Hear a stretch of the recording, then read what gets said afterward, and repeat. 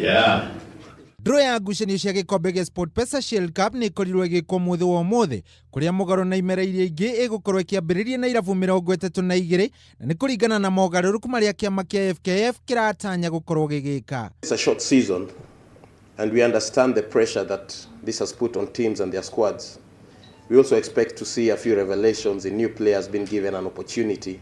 Ahotania ngogeno mwaka muthiru nio kirabu gia Kariobangi Sharks magakorwo magithaka ngucanio yao ya mbere na kirabu kia Elim FC guku ahotania gikombe giki maita meri nio Gor Mahia magithaka na kirabu gia Kenpoly na AFC Leopards macemania na kirabu gia Transfork FC.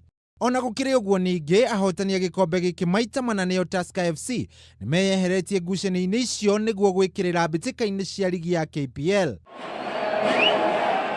Riri nĩrĩo rita rĩa mbere njamba ici cia kocha Robert Matano gukorwo ikĩyeheria kĩhĩtahĩtano-inĩ kĩu na kũrĩa mwaka mũthiru makorirwo makĩrutĩrwo gĩkĩro-inĩ gĩa quarter finals nĩ kĩrabu gĩa Sofapaka na nĩ thutha wao kũrihwo na bao 2-1.